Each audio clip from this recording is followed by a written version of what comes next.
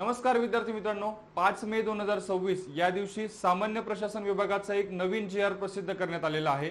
आता या जी आर नुसार गट अ ते गट क या संवर्गातील सर्व पदे एमपीएससी कडे वर्ग करण्यात आलेली आहेत। आता याच अनुषंगाने विद्यार्थ्यांच्या मनात एक महत्त्वाचा प्रश्न आहे की नेमका हा जी आर कोणत्या भरतींना लागू नसणार आहे आणि या संबंधीचीच माहिती आपण या व्हिडिओच्या माध्यमातून बघणार आहोत। व्हिडिओ अतिशय महत्त्वाचा आहे, शेवटपर्यंत नक्की बघा। बघा विद्यार्थी मित्रांनो, आपण बघू शकतो की दिनांक 5 मे चा हा जी आर आहे सामान्य प्रशासन विभागाचा।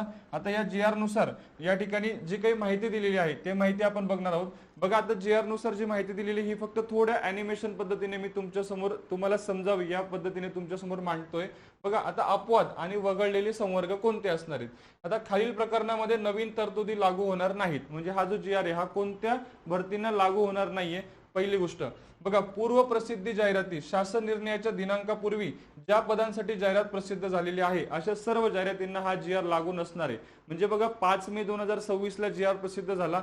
आता 5 मे च्या अगोदर जेवढ्याही जाहिराती आलेल्या आहेत त्या जाहिरातींना हा जी आर लागू नसणार आहे। दुसरा महत्त्वाचा मुद्दा, पवित्र पोर्टल माध्यमातून जी काही शिक्षक भरती प्रक्रिया राबवण्यात येते या भरती प्रक्रियेला सुद्धा हा जी आर लागू नसणार आहे। आणि तिसरा महत्त्वाचा मुद्दा बघा, पोलीस भरती स्वतंत्र यंत्रणेद्वारे होणारी पोलीस भरती प्रक्रिया पूर्वीप्रमाणेच चालू राहील। ओके, पोलीस भरती प्रक्रियेला सुद्धा हा जी आर लागू नसणार आहे। तर अतिशय महत्त्वाची माहिती आपण या व्हिडिओच्या माध्यमातून बघितली। या आणि अशाच माहितीपूर्ण व्हिडिओसाठी चॅनलला नक्की फॉलो करा।